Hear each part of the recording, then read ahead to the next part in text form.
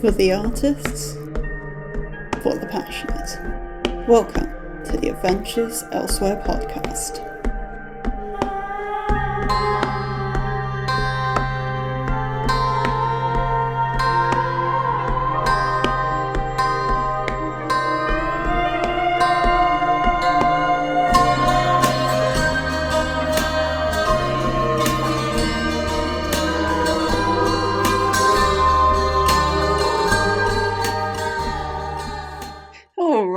Hello everyone and welcome back to the Adventures Elsewhere podcast, or welcome if it's your first time. I am your host Jade Black, and today we're doing something a little different, which is something I say at the beginning of almost every episode at this point, I know, but this time I really do mean it.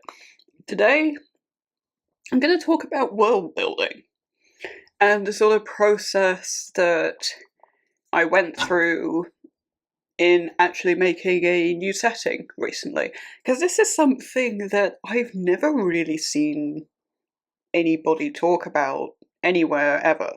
I've never seen anyone talk about thinking, okay, I'd like to make a world, and then doing that. That whole process of doing that is just not something you ever hear about. So I thought this would just be an interesting episode, if nothing else.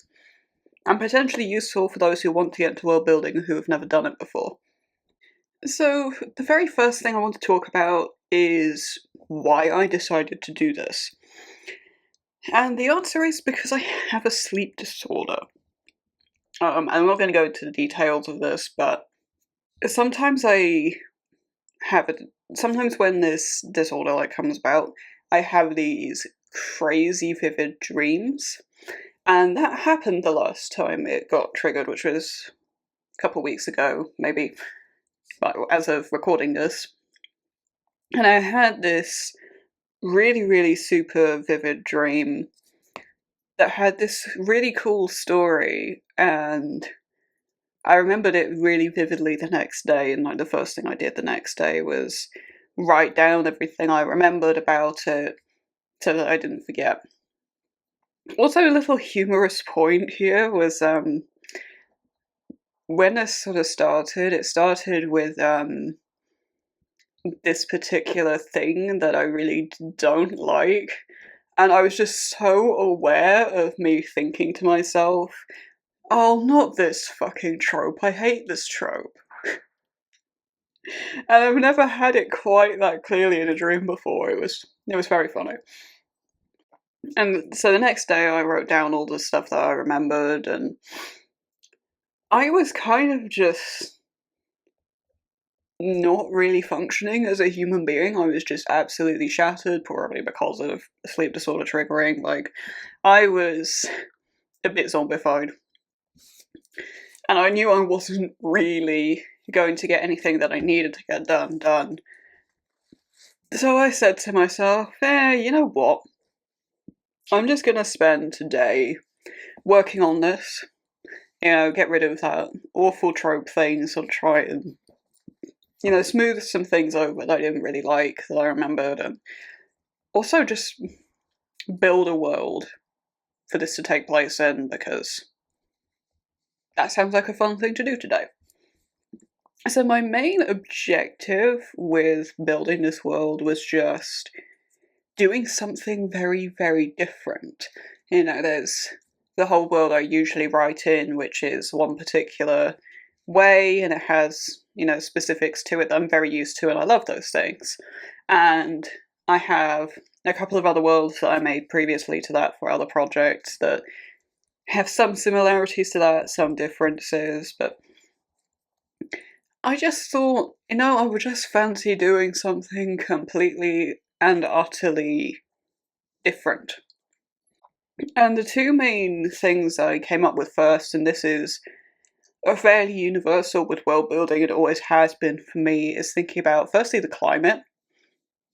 I've always been drawn to big snowy mountains and big bodies of water, so I usually end up doing a lot of stuff with mountains. Shadow on the Snow is as good an example as any, but cold places, wet places, mountains, a lot of like cold foresty places too. I like those, so there's a lot of that in a lot of my writing. So I thought I'm going to do something very different.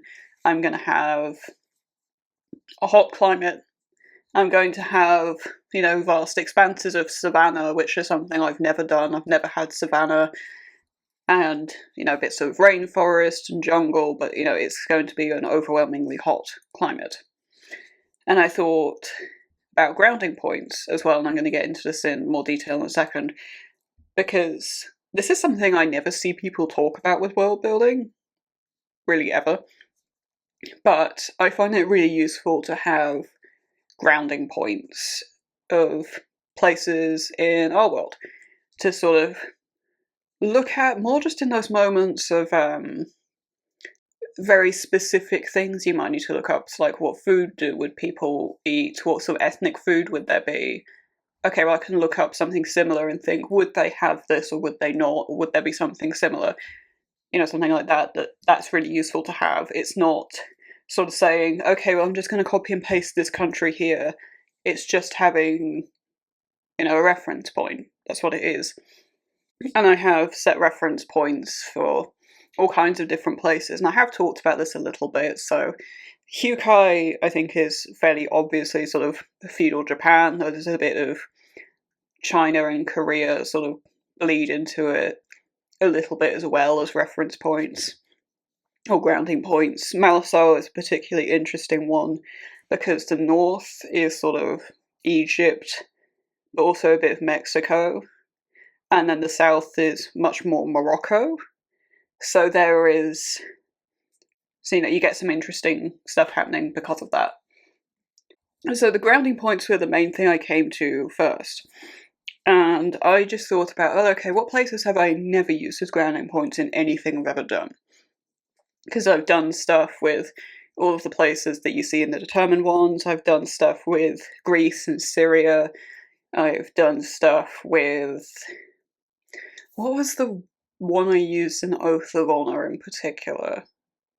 I think I used a bit of like rhyming slang and some stuff like that, so it was sort of China, but a bit of London in that way. It was very strange.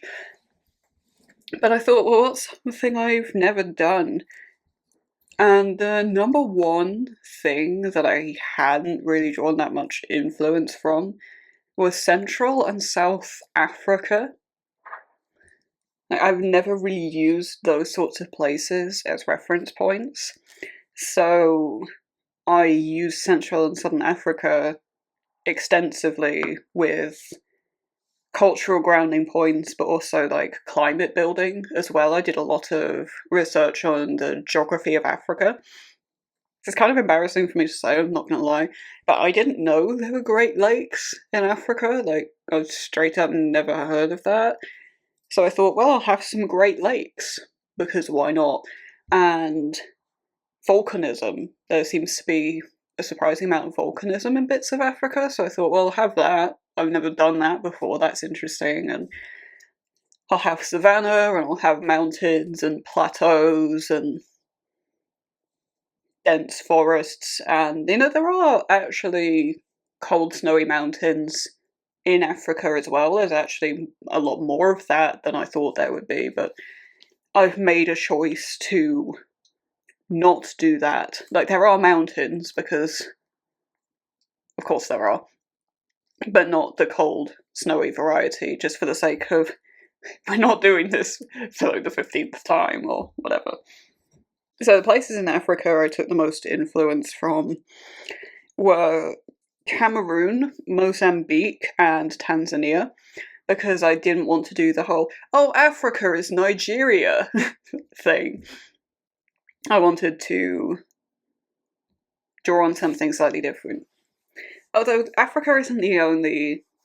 African countries aren't the only sort of reference grounding points I have for this world.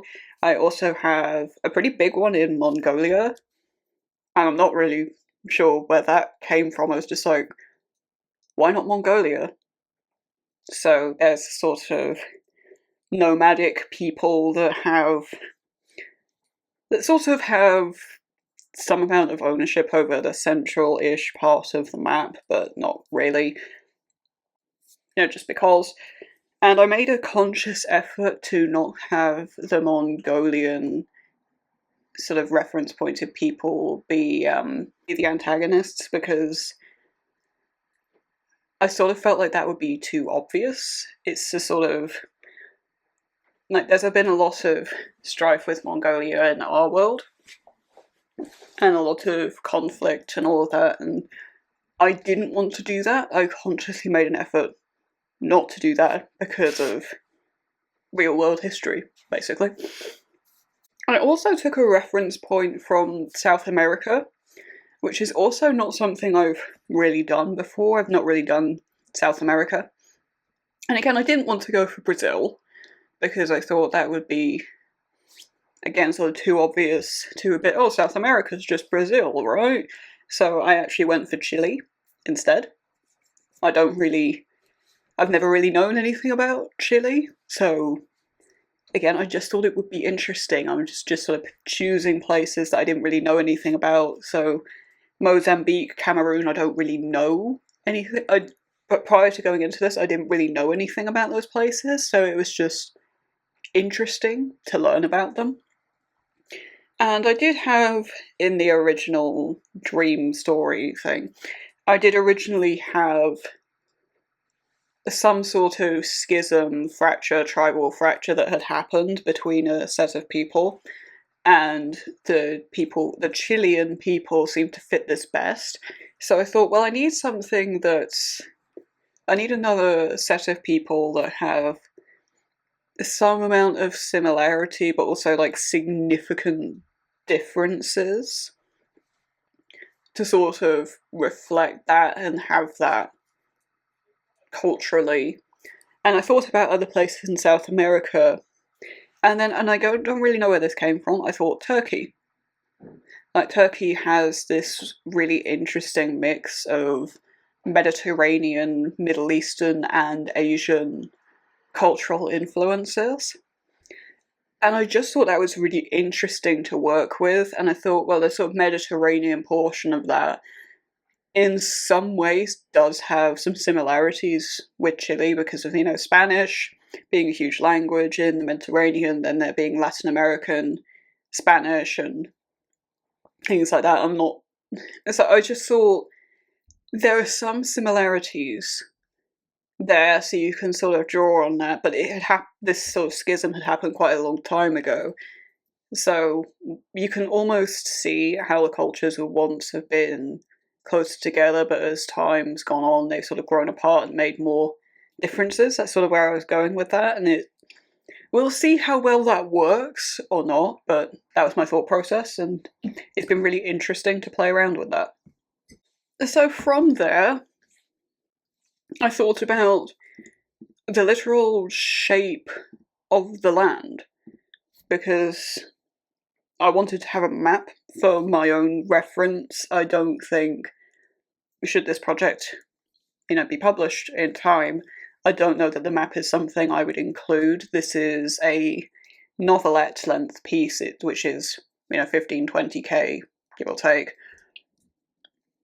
Give or take on exact definitions that people use. It's a shorter project just because I'm quite enjoying doing that lately, and it wasn't enough story to make a novel out of, for sure. And that's just, if you listen to the backlog transformation episode of this podcast, you'll get a better idea of exactly why I do this now. But yeah, I don't think I would include a map, but it's just something that I find useful as a tool. And again, I wanted to do something very different with the shape of the land, because I've got the shape of the land that's in the determined ones that has a very distinct look to it, and then I had another piece for Oath of Honor that was a massive landmass, and then Candidate 66, which I've mentioned on the podcast a few times, had sort of a perfectly circular-ish piece of land, which at the time I thought would be an interesting world-building exercise, and nowadays is a complete and utter pain in the arse, I will admit. But I wanted to do something interesting. And I'm a big fan of tiny worlds. Like, the world of the determined ones is very small, the landmass is very small, and Candidate 66 is the same. It's a very small landmass. I think one of the things that put me off about Oath of Honor, and I really do mean this, was that the landmass was big. It was really, really big. And I thought, I don't want to do that again. I want to make a small landmass, but I want it to look somewhat, plausible, because otherwise I'm going to struggle with that. So what I did was I just opened up a map of the world and I thought, what's a piece of land, a sort of shape of land I've never really looked at? And I thought, well, what about the land off of, like, the coast of northern Canada? Like, there are a whole load of islands there. And I thought, I'm going to have a look at those, because that's something I've genuinely just never done in my life. I've never actually looked at that part of the world map. And I just zoomed in and scrolled around until I found a piece of uninhabited land that looked interesting. And I got a pen and my notebook and sort of scrolled down something that looked roughly similar. I added a peninsula here and there and bits and pieces, but it's sort of semi-recognisable if you see an actual map in the island. But yeah, I've got this really interestingly shaped piece of land, and I thought, that's cool. And from there I had this idea of these mountains and these Great Lakes, and one thing I also wanted, because this is another thing I've never done, is I wanted just like a really big canyon. I've never had a piece of work that features a canyon. And it's sort of odd, because it's the inverse of a mountain, so you'd think I'd be all over that, but no. So I thought, you know what, I'm going to put a massive fuck-off canyon just like in the middle of the map, because why not? So there is, this massive canyon that I've sort of dubbed the Great Canyon. That'll probably change in time, but who knows. And I tried to go sparingly with the mountains. There is one set of tribal lands that's sort of separated by this mountain range, and it's not explicit. I've not labelled any explicit volcanism or volcanoes or anything like that, but I'm just sort of assuming at this stage that there are some mountains dotted around, there are some volcanoes dotted around in these mountains that just exist. They're not playing a major role at the minute. They probably will do later, just because it would seem like an opportunity wasted if I have all this volcanism that I purposely put there and then just didn't do anything with it. That would seem like a bit of a waste, especially in a shorter project that's been so deliberately crafted. So yeah, I tried to go sparingly with the mountains. There aren't actually that many. There's the one bit that's sort of cut off, which is one of the tribe's land. There's a bit of mountain. There are some mountains on bits of coast and around some of the lands where the one tribe sort of had a bit of a schism, but there's not that much.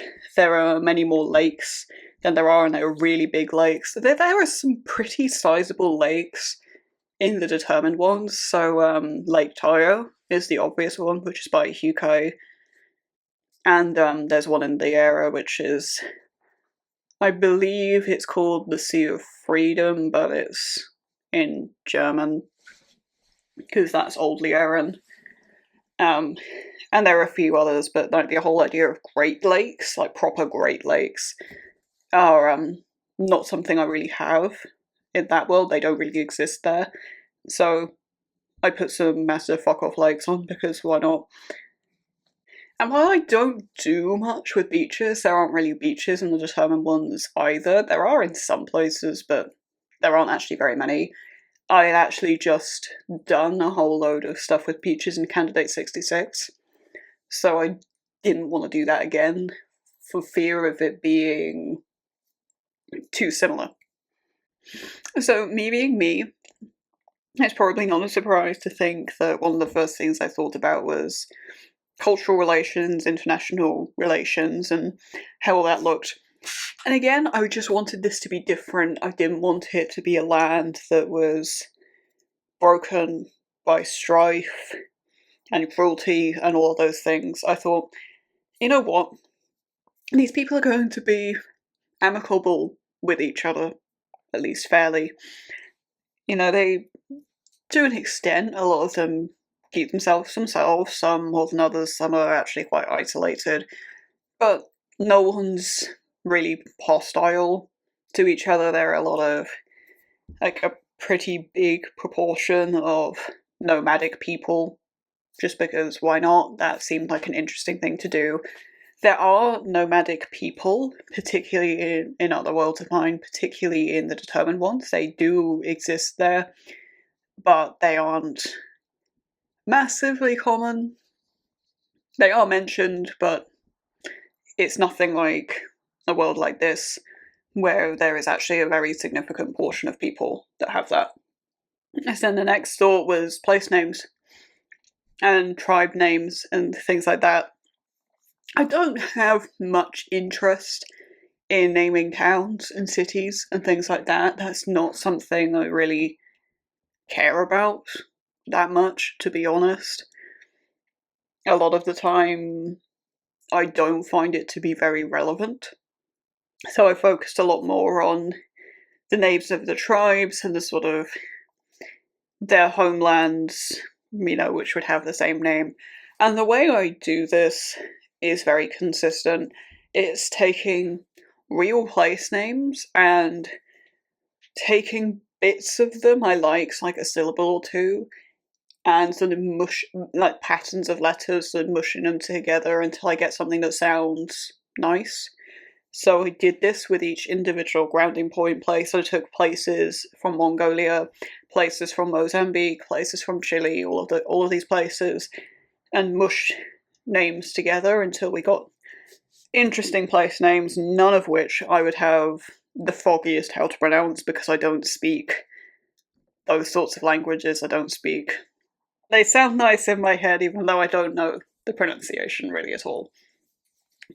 And the other thing I wanted to do was a magic system. I mean, it was very inherent in the initial idea that there was a big magical component to the story. Yes, it is actually fantasy, which is part of the reason that I was so concerned about crossover with Candidate 66, that being also a fantasy. And I wanted to do a very different magic system to that. I had a pretty good idea of what I wanted from the original dream story I had, because that had a music magic component to it. And I thought, you know what, I'm just going to lean into that. Because it's cool. I don't want to be faffing around with gem-based magic or elemental magic, because I know a lot of people really love elemental magic and it's a huge turn on for some people, but it's a massive turn off for me. I really don't like it. I don't find it interesting at this point, frankly. And this is maybe a bit of a hot take, but I actually find it quite trite. I don't want to read about it, I don't really want to hear about it, I'm not interested. So that's not what I did. I thought, it's sort of interesting after recording the Magic Systems episodes. I think I have more than one episode about that. But I didn't really think about the soft versus hard magic system debate. I didn't really think about that at all. I was just like, well, I guess I went with a softer route because I thought, well, I'll just deal with it as it comes up. And one of the things I always have a bugbear about is magical healing and healing magic, because I kind of hate it. I hate that how easily stakes can be eroded with magical healing. There is an amount of healing magic in this project. It has already come up on page, but as I understand it, it's a very specialist skill. It's something that will probably have to be quite strictly watched in edits. But yeah, I'm very conscious of that being a problem. I don't think, even though it's a music-based magic system, it's not that every song has a magical property to it. There's nothing like that. There are plenty of musicians that have nothing to do with magic. It's just that there are certain things that can be magical, and there's, I'm sure, a whole lot to it, but I'm really not very far through into this project, and so far magic hasn't really come up that much. So from there, I thought about the real details of characters, and I did have sort of template characters from the stream, but I didn't really like any of that much. I mean, there was a couple I really liked just because they were really badass, so I sort of kept them, but everything else I kind of just threw away and restarted because I didn't like it. And no, that's not where the "oh, I hate this trope" part came from, actually. But when it came to character names, this was actually surprisingly easy. I know a lot of people have a lot of trouble naming characters, but I actually didn't on this one. Because what I did was, again, I have these cultural grounding points. So there's a really good website called behindthename.com, and there's a surname version of it as well, which is surnames.behindthename. And so you go into these websites, you go and you can choose by culture. I think it's by usage is the filter on the site, and you can just click on Mongolian or this or that. Some of the filters are more or less specific, and you can do all kinds of things with it. You can put in syllables or initials or all sorts, and just scroll through the site until you find something you like. This is just what I did. There were certain things I didn't want to do, so I know I have a tendency to name my female characters with the initial A, like A names. And I don't know why, but I made a conscious effort to not do that. What I was trying to find mostly were names that I thought sounded nice, that sounded interesting, just a lot of names that I hadn't come across before, with the exception of one, which was she would have been a Turkish woman, which is just because I'm more familiar with Turkish names for some reason. I'm not really sure why, but I just am, apparently. And then I sort of thought from there about appearances, like, okay, this lady is from this Mozambican-inspired people. What do people from Mozambique look like? So, you go onto the internet. I found Pinterest to be a pretty good tool for this, actually. And you just sort of put things in, and you sort of say, oh, right, so they sort of look like this. And it's not looking at pictures of models, it's looking at pictures of actual settlements and actual people. Is more useful, at least to me. And you can sort of draw from that and think about what these people might look like. And I spent a lot of time looking in particular at hairstyles. I knew roughly what I wanted my main character to look like, but the others, in terms of hairstyle in particular, I didn't really know what to do, especially because I wanted it to have a very ethnic inspiration behind it. So I made sure to look carefully at that. And I did the same with weapons, because it's me. I don't really know what to tell you. If you've been on this podcast before, you know what I'm like with weapons. And again, though, I did want to do something slightly different with these. I've got one of my characters has a big spear, which is not something I've really had much of before. I've got one character who has a big sickle, like a really, really big fuck off, sort of Grim Reaper sized sickle, because it's cool. But a lot of the other stuff, so like the particular type of spear that this one character uses, is based in her culture. And there's a lot of stuff like that. And this goes the same for musical instruments as well, because my main character is actually musical. He's not much of a mage, but he is musical. So I found a nice Mongolian instrument for him to have, because I'm a nerd about that too, which is probably not surprising given I'm a composer. But yeah, this project has been a lot of fun to write so far. I'm really not very far into it, but it's just a very different sort of project, and there's something very nice about that. I'm actually writing it in third person past, which is my least favourite combination of tense and POV. I did an episode about that a while ago, actually quite a long time ago at this point.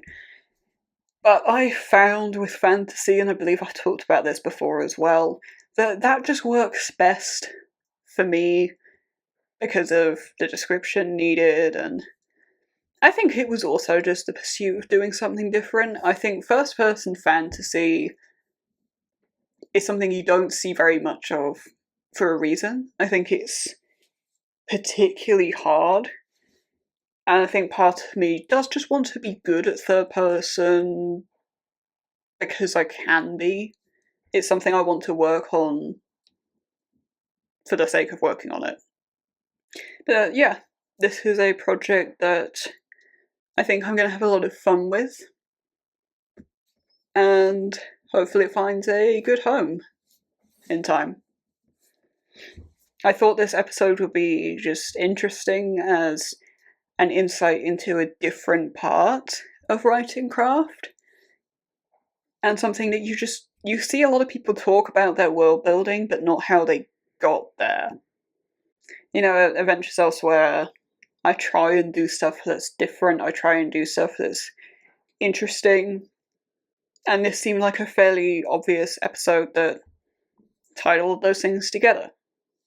What would be really interesting to know is if other people follow a fairly similar process with world building, or whether you start on the sort of detail and build out from there. That would be really interesting to know. So if you have any thoughts about that, like, please leave it in the comments. Like, I would genuinely be really interested to know more about your world building processes too. You know what else I'm really interested in knowing more about? Your published books, or soon to be published books, for indie and self-pub authors in particular, and I really do mean this. If you'd like to be interviewed on this podcast, please get in touch. My email's on screen. There are no restrictions about genre, age category, length, whatever. Just bring in whatever you've got, and let's see what we can work out. And if you're looking for me elsewhere, well, the place you're probably interested in most is Instagram. I'm Jade_Black21 on there. You do get advance notice of what the next episode will be. And there's some indie book hype stuff going on there, and I mean, I never really quite know what I'm doing on Instagram, so it's a bit of a free-for-all. And if you want to know more about my writing and get semi-live updates on that, and join my monthly Thrills Prompts community, Twitter is the place to be. I'm JadeBlack21 on there. And if you're looking for art and some world-building stuff that's more to do with the determined ones, and curated images that show what the places I write about most of the time kind of look like, Pinterest is the place for that. I'm Jade_Black21 on there. But until next time, you have a wonderful rest of your day. Thank you for listening. If you enjoyed this episode, please consider leaving a like. It helps the channel a lot. Intro and outro music by me. Copyright Jade Black 2024.